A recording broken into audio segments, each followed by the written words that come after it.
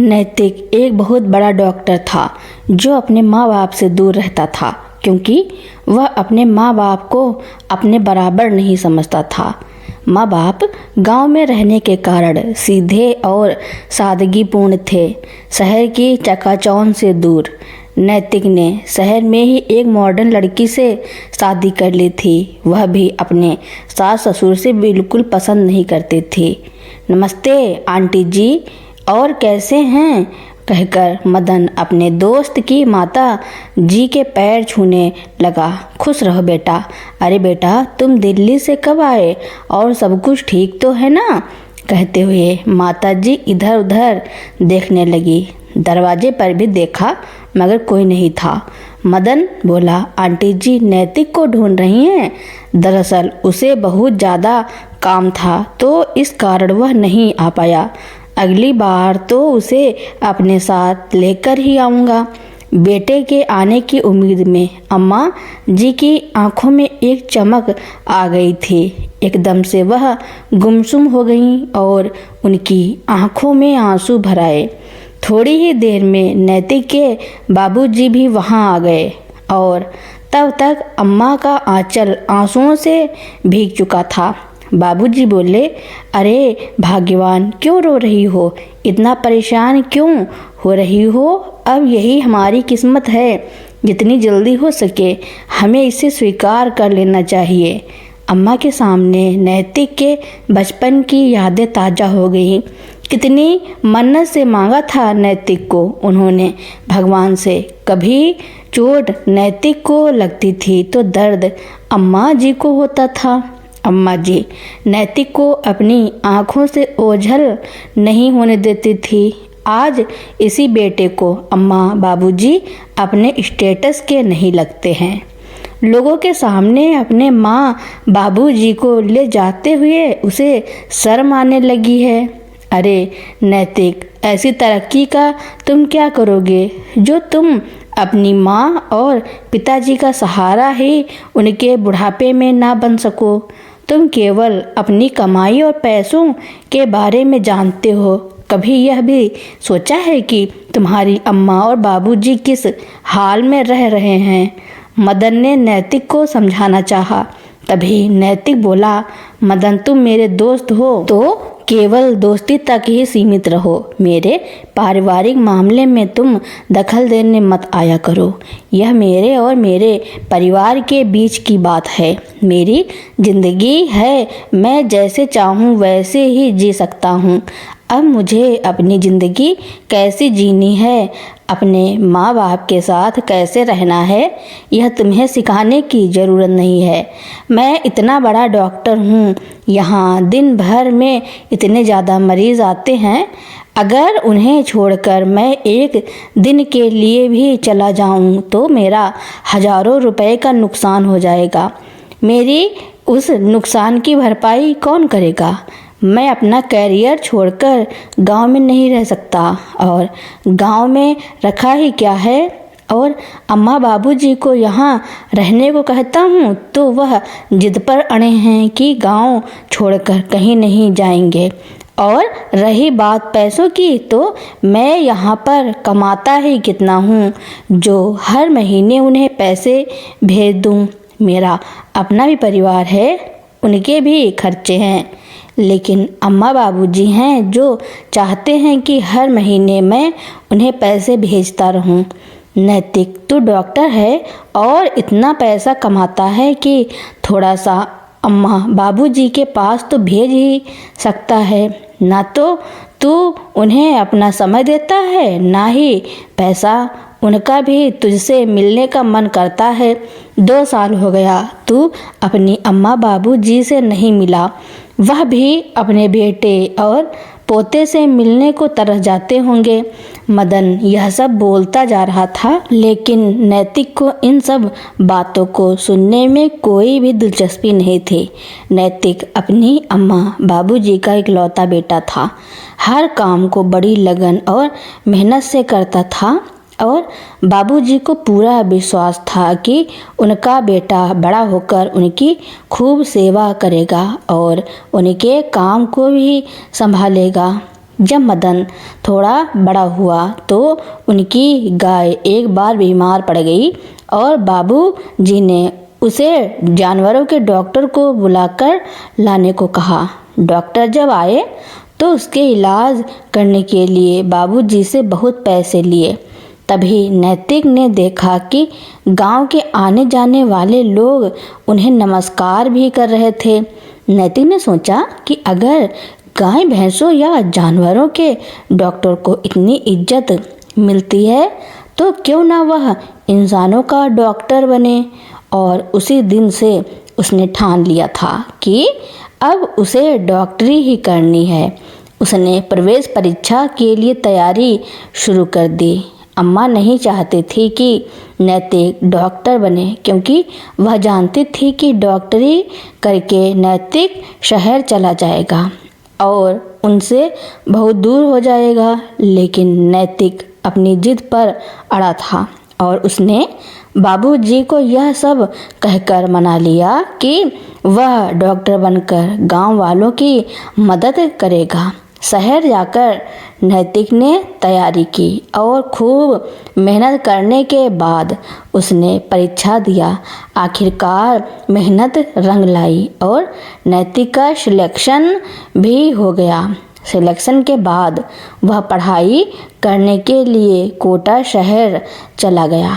लेकिन अम्मा जी चिंता में डूब गईं और कहने लगी कि अब आपका काम और खेती बाड़ी कौन संभालेगा। तो बाबूजी बोले कि उसके लिए मैं हूँ, तुम बस यही दुआ करो कि वह एक बहुत बड़ा सफल डॉक्टर बने।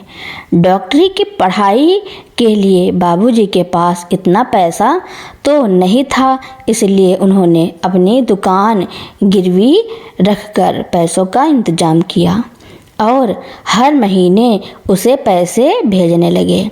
अम्मा जी दुकान गिरवी रखने के हक में तो नहीं थी क्योंकि वह जानती थी कि वह दोबारा से उस दुकान को छुड़ा नहीं पाएंगी। लेकिन नैतिक ने कहा कि वह डॉक्टर बनकर इतना पैसा कमाएगा कि उसके अम्मा और बाबूजी राज करेंगे।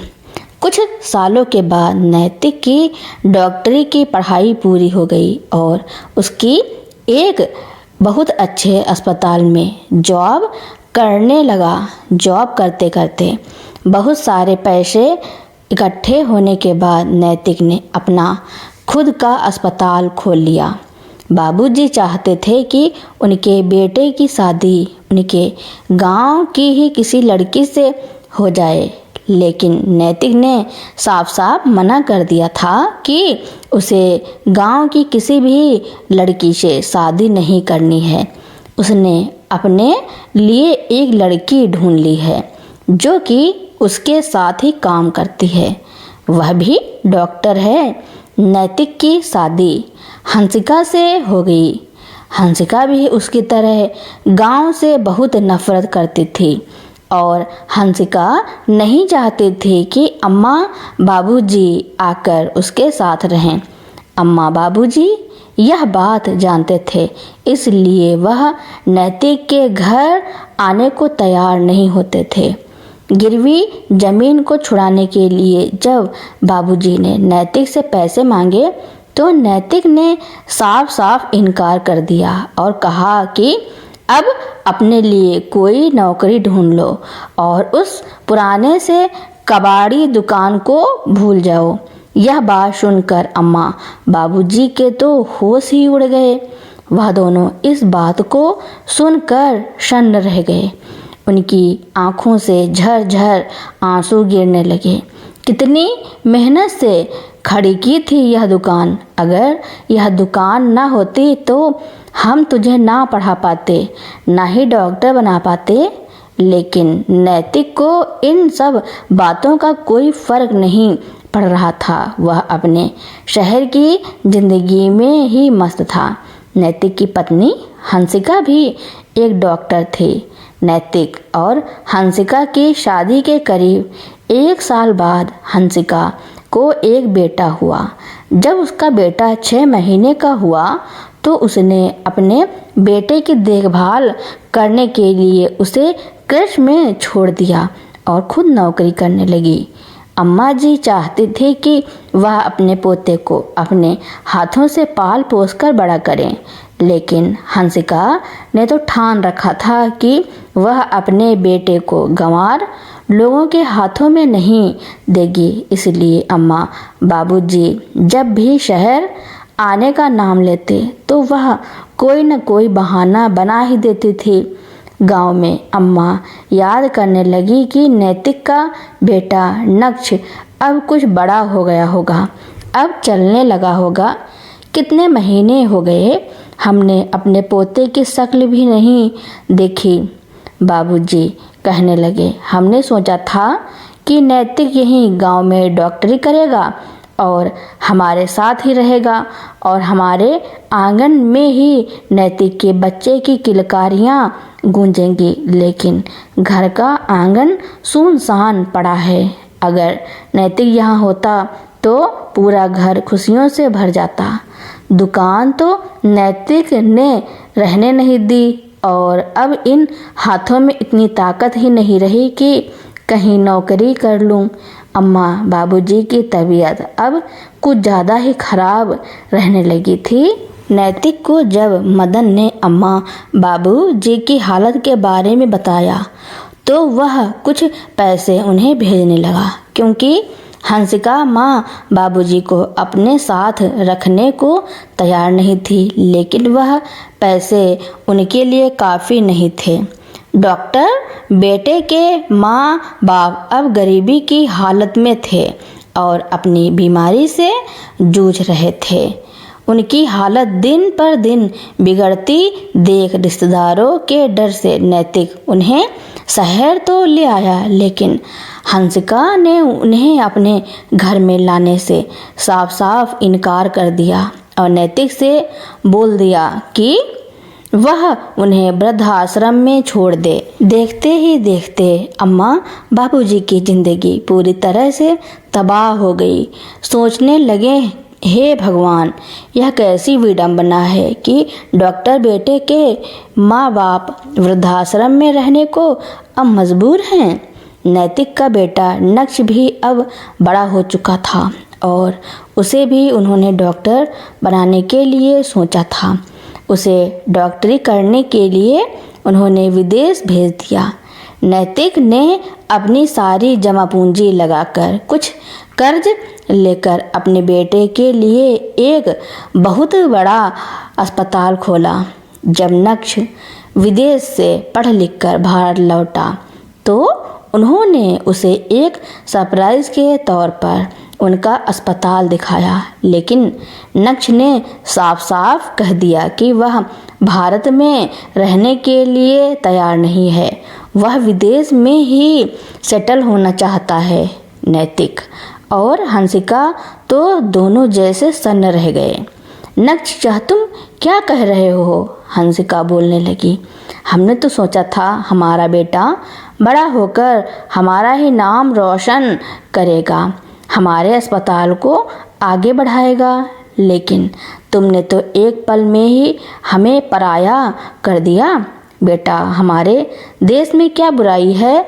सब कुछ तो है यहाँ पर, सभी तरह की आधुनिक सुविधाएं भी हैं, लेकिन वह माँ, मैं विदेश की ही एक लड़की से प्यार करता हूँ और मैंने उससे शादी करने का फैसला कर लिया है। अब मेरे फैसले को कोई भी नहीं बदल सकता। मैं यहाँ नहीं रहूँगा तो मतलब नहीं रहूँगा। मेरी कल की ही फ्लाइट है और मुझे कल ही निकलना होगा। नक्श ने अपनी बात स्पष्ट तौर पर कह दी। नैतिक और हंसिका दोनों को तो जैसे काटो तो खून नहीं, उन्हें अपने कानों पर विश्वास नहीं हो रहा था। नक्श, तुम्हें सेटल करने के लिए हमने इतना बड़ा कर्ज उठाया है, अपनी जिंदगी भर की कमाई हमने तुम्हारे ऊपर खर्च कर दी है, जिससे तुम पढ़ लिख कर एक अच्छा डॉक्टर बन जाओ, लेकिन अब तुम ही हमें छोड़कर जा रहे हो। क्या कमी थी आखिर हमारी परवरिश में जो तुमने हमें यह दिन दिखाया? हंसिका के हाथ पैर तो जैसे शून्य हो गए और बोली, बेटा नक्ष, मैं तुम्हारे बिना नहीं रह सकती। तभी नक्ष बोला, आप शुरू से ही तो मेरे बिना ही रह रही हैं ना। मुझे तो आपने कृष्ण में छोड़ दिया था जिस समय मुझे आपकी सबसे ज़्यादा ज़रूरत थी। उस समय तो आप अपने काम में व्यस्त थी ना तो मेरे लिए पिताजी के पास समय था ना ही आपके पास। और दादा दादी को तो आपने मुझसे कभी मिलने ही नहीं दिया। अगर मेरे बिना आप दोनों का मन नहीं लगता तो आप भी वृद्ध आश्रम में जाकर रह सकते हैं। और वैसे भी दादा दादी भी तो वृद्ध आश्रम में ही रह रहे हैं, तो आप क्यों नहीं। यह बात सुनकर जैसे हंसिका के पैरों तले जमीन खिसक गई। उसके सामने अम्मा और बाबूजी की तस्वीर आ गई। उसे लगा जैसे नक्ष के रूप में उनके अपने ही कर्म उनके सामने आ गए। हंसिका गहरी सोच में डूब गई।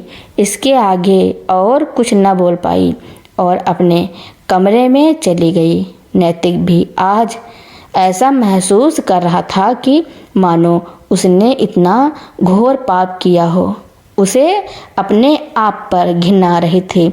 आज उसे अपना दोस्त मदन याद आ रहा था, जो हर पल उसे उसका फर्ज याद दिलाता रहता था, परंतु उसने दोस्ती की भी नहीं सुनी। थोड़ा संभलने के बाद नैतिक और हंसिका ने फैसला लिया कि वह वृद्धाश्रम जाएंगे। अगले दिन जब वह वृद्धाश्रम पहुँचे तो उन्हें सामने देखकर अम्मा और बाबूजी की आंखों में एक चमक आ गई। अम्मा तो यह देखकर खुश थी कि उससे मिलने आज उसकी बहू आई है। अम्मा बाबूजी का यह व्यवहार देखकर हंसिका और शर्म से जमीन में धंसी जा रही थी। वह सोच रही थी कि हमने अम्मा बाबूजी के लिए कितना बुरा किया और अम्मा बाबूजी आज भी हमारे साथ उतना ही प्यार से बात कर रहे हैं। हंसिका सोचने लगी कि मैं इन लोगों से माफ़ी मांगूं तो किस मुंह से। हंसिका और नैतिक अम्मा बाबूजी के पैरों में गिरकर माफ़ी मांगने लगे। अम्मा बाबूजी, हमें माफ़ कर दो, हम दोनों आपके गुनहगार हैं। आज तक उसने अम्मा बाबूजी के बारे में नहीं सोचा, लेकिन आज जब वह खुद इस स्थिति में खड़ी है जिस स्थिति में उन्होंने अम्मा बाबूजी को लाकर खड़ा कर दिया था, वह उनके दर्द को समझ पा रही थी। अम्मा बाबूजी की इस जर्जर हालत को देखकर हंसिका और नैतिक अपने आप को कसूरवार मान रहे थे। बाबूजी, आप और अम्मा अब हमारे साथ ही रहेंगे। हमने आप दोनों पर बहुत जुल्म कर दिए हैं। अब हमें आखिरी मौका दे दीजिए अपनी गलतियां सुधारने का।